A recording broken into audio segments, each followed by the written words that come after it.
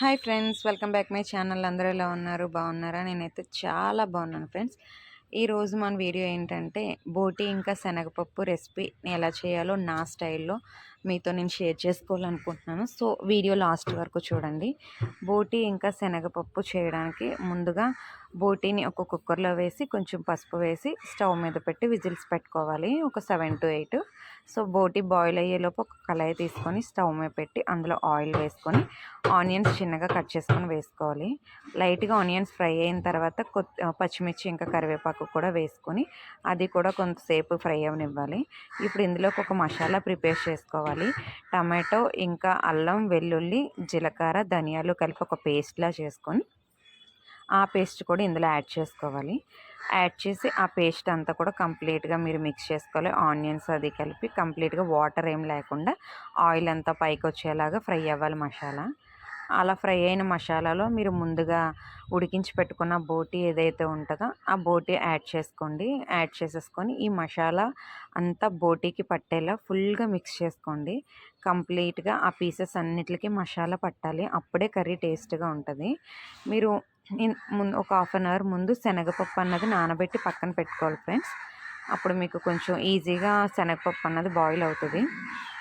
So ఇప్పుడు మీరు మిక్సీలో మసాలా పేస్ట్ చేసుకున్నారు కదా, ఆ గిన్నెలోనే కొంచెం వాటర్ వేసుకొని ఆ వాటర్ని ఇందులో యాడ్ చేసి కంప్లీట్గా మిక్స్ చేసుకోండి. ఆ వాటర్లోనే కొంతసేపు బోటిని ఫ్రై అవ్వనివ్వండి. అలా ఫ్రై అయిన తర్వాత ఇప్పుడు ఇందులోకి శనగపప్పు అన్నది యాడ్ చేసుకోండి. ఆ శనగపప్పు మొత్తం కూడా ఇందులో వేసి శనగపప్పు ఇంకా బోటి కంప్లీట్గా మిక్స్ చేసేసుకోండి. అలా మిక్స్ అయిన తర్వాత కొంతసేపు ఈ శనగపప్పు ఇంకా బోటి కూడా ఫ్రై అవ్వాలి. అలా ఫ్రై అయిన తర్వాత మీరు ఇందులోకి కారం అన్నది యాడ్ చేసుకోవాలి ఫ్రెండ్స్.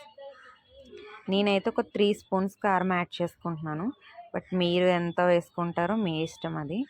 సో ఇలా కారం వేసుకున్న తర్వాత ఇప్పుడు దీన్ని కూడా కంప్లీట్గా మిక్స్ చేసుకోవాలి.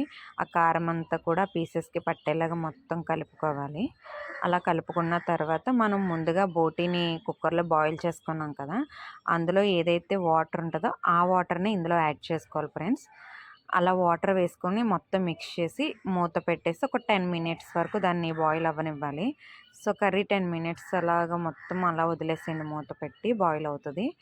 సో అయిన తర్వాత మీరు 80% కుక్ అయిన తర్వాత అందులో కొంచెం సాల్ట్ అన్నది యాడ్ చేసుకోవాలి. బోటీలో ఇప్పుడు ముందుగా సాల్ట్ అన్నది వేస్తే సరిగ్గా ఉడకదు.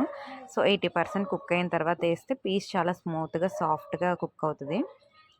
సో అంతే ఫ్రెండ్స్, ఇప్పుడు మూత పెట్టి కర్రీ అంతా దగ్గరికి అయ్యే వరకు వదిలేసేయండి. కర్రీ అయిపోయాక కొత్తిమీర వేసుకొని దించేసుకోండి. సో కర్రీ ఎలా ఉందో కామెంట్ చేయండి. అలాగే నా ఛానల్ సబ్స్క్రైబ్ చేసుకోవడం మర్చిపోకండి. ప్లీజ్